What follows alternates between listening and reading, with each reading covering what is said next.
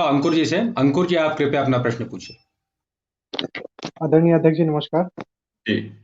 सामान्य रूप से जनता को किसी भी पार्टी के बारे में उसके अध्यक्ष या उसके चुने हुए प्रतिनिधि या कुछ विख्यात नेताओं के बारे में ही पता चल पाता है। परंतु पार्टी इस सब से बहुत बड़ी और विस्तार लिए होती है।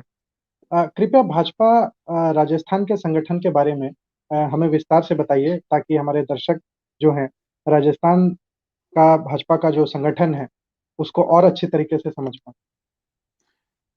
राजस्थान में सब जानते हैं कि एक समय था जब पूरे देश में कांग्रेस की तूती बोलती थी और राजस्थान भौगोलिक रूप से बड़ा विस्तृत प्रदेश है और एक समृद्ध इतिहास रहा है।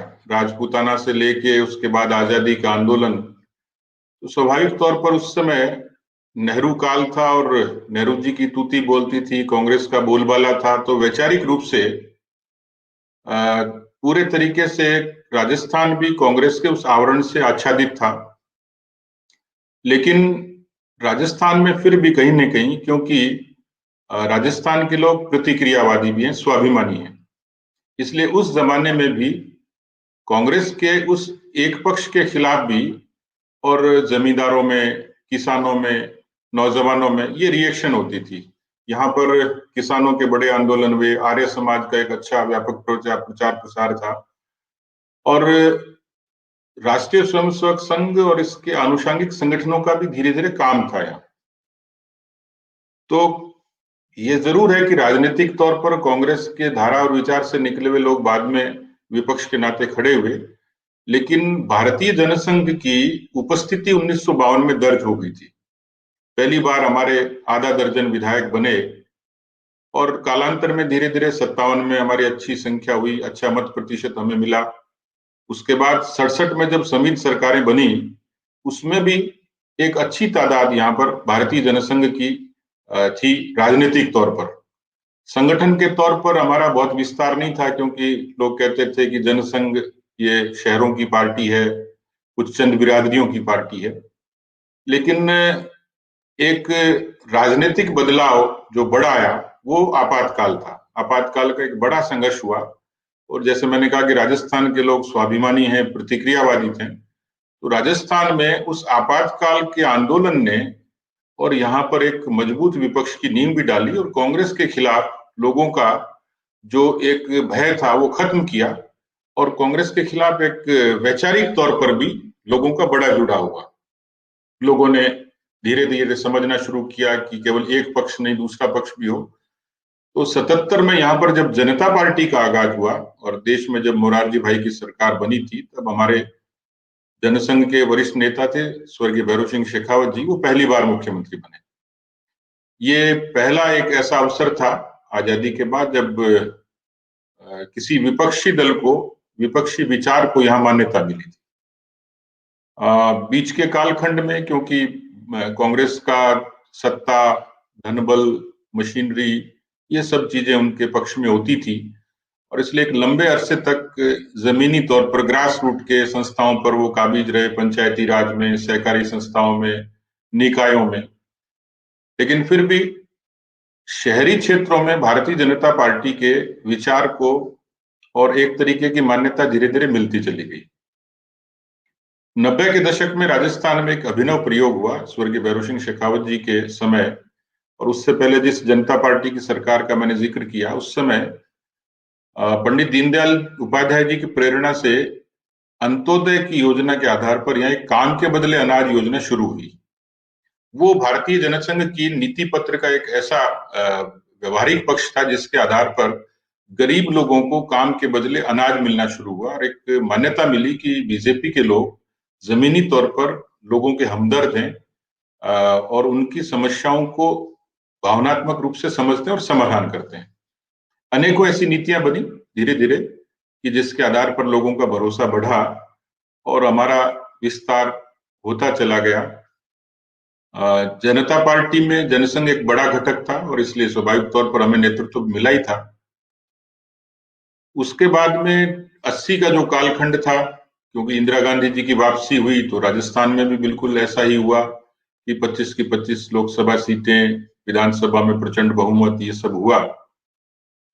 एक दूसरा जो बड़ा बदलाव था आपातकाल के और जनता पार्टी के बाद में, वो बदलाव हुआ था श्री राम जन्मभूमि के आंदोलन से।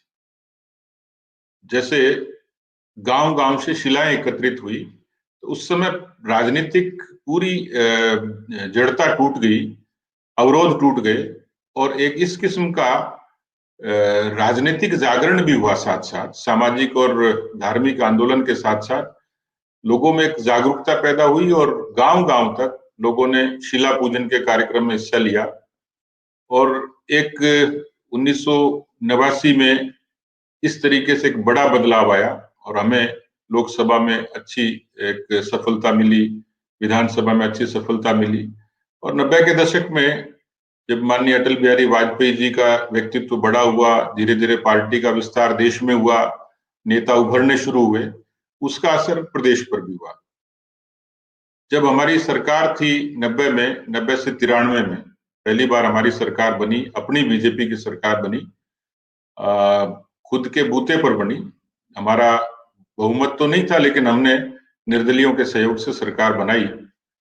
तो 89 से 93 तक ये हमारी सरकार रही। उस दौरान स्वर्गीय भैरव सिंह शेखावत जी ने एक प्रयोग किया और उस प्रयोग में हमने पंचायती राज संस्थाओं में पार्टी के सिंबल पर चुनाव लड़ना तय किया।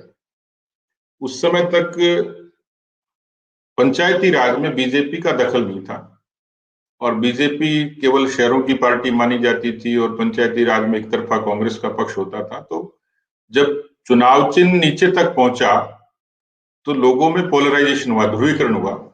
उसका नतीजा ये हुआ कि बहुत सारी पंचायतों में हमारे प्रतिनिधि जीते, हम पंचायत समितियों पर काबिज हुए, जिला परिषदों पर काबिज हुए। तो धीरे धीरे राजनीतिक तौर पर भी ग्रास रूट की राजनीति में बीजेपी की उपस्थिति दमदार दर्ज हुई।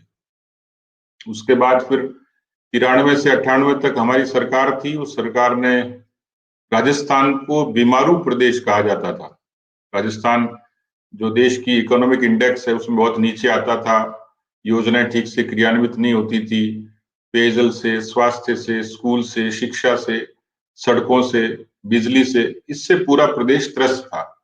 क्योंकि कांग्रेस की रिजीम में आश्वासन होते थे, व्यवहारिक रूप से कोई बदलाव नहीं आया था। लोगों ने 93 से 98 से उस बदलाव को देखा और ये कहा जाता है कि पहली बार बीजेपी ने प्रदेश को बीमारू प्रदेश की इमेज से बाहर निकाला और प्रदेश को एक किस्म से विकास के रास्ते पर ले जाने की कोशिश की। ये ऐसा कालखंड था कि जब बीजेपी के पैर जमने शुरू हुए और भारतीय जनता पार्टी एक अच्छे मुकाम पर वैचारिक तौर पर भी धीरे धीरे स्थापित हुई। तो आपातकाल का संघर्ष, श्री राम जन्मभूमि का आंदोलन और पंचायती राज के चुनाव चिन्ह पे लड़ना और बीमारू राज्यों से निकलना, ये 3-4 ऐसी चीजें थी जिन्होंने राजस्थान में बीजेपी को स्थापित किया। लेकिन एक इसमें बड़ी भूमिका राजस्थान में, क्योंकि वैचारिक रूप से उत्तर भारत के तमाम राज्यों में राजस्थान एक ऐसा प्रदेश है, आप यदि देखेंगे राजस्थान, मध्य प्रदेश और गुजरात, मैं एक पॉलिटिकल एनालिस्ट की तरह जो देखता हूं तो नक्शे पर 3 प्रदेश ऐसे दिखते हैं जहां कोई रीजनल पार्टी नहीं है, जहां कोई रीजनल विचार नहीं है। एक अच्छी बात ये थी कि राजस्थान में वैचारिक रूप से मुद्दों के आधार पर राजनीति हुई। ध्रुवीकरण 2 ही दलों में होता था, कांग्रेस और बीजेपी।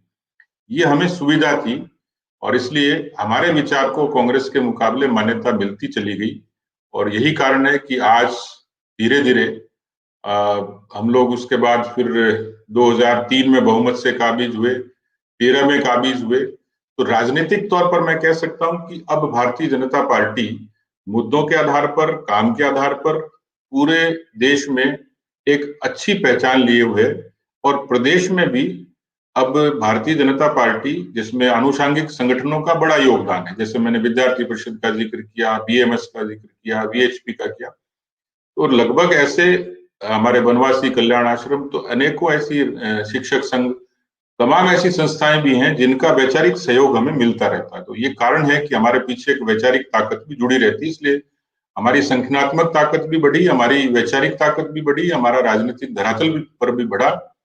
और आज मैं देखता हूं कि बेशक हम पिछली बार 0.5% से सरकार से वंचित रहे। जो राजनीतिक कारण होते हैं वही कारण होंगे, लेकिन अन्यथा अब मुझे लगता है कि आने वाला समय ये राजस्थान बीजेपी के लिए एक ऐसा समय होगा कि जब हम अजेय होंगे, अभेद्य होंगे। ये हमारा मिशन भी है, लक्ष्य भी है, और ये एक साफ तौर पर दूर से दिखाई देता हुआ एक अच्छा प्रकाश पुंज भी है। निश्चित तौर पर माननीय अध्यक्ष जी, और आपका जैसा कुशल नेतृत्व रहेगा तो बेशक ये बिल्कुल निसंकोच भाजपा वहाँ आने वाले दिनों में बहुत अच्छे तरीके से स्थापित होगी।